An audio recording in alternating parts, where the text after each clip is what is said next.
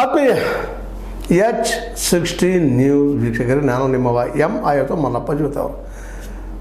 ಮತ್ತು ಆಲಮಟ್ಟಿ ಎತ್ತರದ ಬಗ್ಗೆ ತಗಾದಿ ತೆಗೆದಿದ್ದಾರೆ ನಮ್ಮ ದೇವೇಂದ್ರ ಫಡ್ನವೀಸ್ ಅವರು, ಮುಖ್ಯಮಂತ್ರಿ ಮಹಾರಾಷ್ಟ್ರ.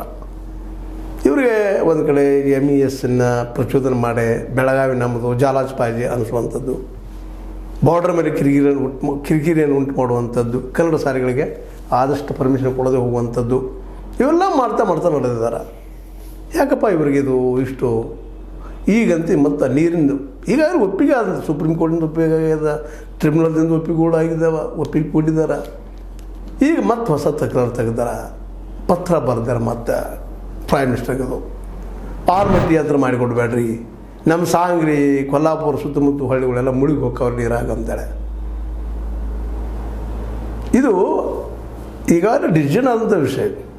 ಅವ್ರ ಪತ್ರದಲ್ಲಿ ಏನಪ್ಪ ಅಂದರೆ, ಆಲಮಟ್ಟಿ ಅಣೆಕಟ್ಟು ನಿರ್ಮಾಣವಾದ ನಂತರ ಕೃಷ್ಣಾ ನದಿ ಹಿನ್ನೀರಿನಿಂದ ಮಹಾರಾಷ್ಟ್ರದ ಅನೇಕ ಗ್ರಾಮಗಳು ತೊಂದರೆಗೀಡಾಗಿವೆ ಮೊದಲನೇ ಆರೋಪ ಮಾಡ್ತಾ ಇದ್ದಾರೆ.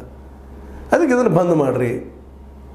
524.256 ಮೀಟರ್ ಎಪ್ಸೋದು ಬೇಕಾಗಿಲ್ಲ, ಬೇಡ ಅನ್ನೋದು ಒಂದೇ ಕಾರಣ. ಎರಡನೇದು, ಹೂಳು ಸಂಗ್ರಹದ ಕಾರಣ ಬ್ಯಾರೇಜ್ಗಳ ನೀರು ಸಂಗ್ರಹ ಸಾಮರ್ಥ್ಯ ಈಗಾಗಲೇ ಕುಸಿದಿದೆ. ಇದರಿಂದ ಪ್ರವಾಹ ಉಂಟಾದಾಗ ನೀರಿನ ಮಟ್ಟ ತಗ್ಗುವುದು ವಿಳಂಬವಾಗಿ ಮತ್ತಷ್ಟು ತೊಂದರೆ ಆಗುತ್ತದೆ. ಸಡನ್ ನೀರು ಹೋದರೆ ಮತ್ತೆ ತೊಂದರೆ ಆಗ್ತದೆ. ಹೂಳು ತುಂಬಿದ ಆಲಮಟ್ಟಿ ಎತ್ತರ ಹೆಚ್ಚಳ ಮಾಡುವುದರಿಂದ ಅಣೆಕಟ್ಟೆಯಲ್ಲಿ ಹೆಚ್ಚುವರಿಯಾಗಿ ನೀರು ಸಂಗ್ರಹವಾಗುತ್ತದೆ.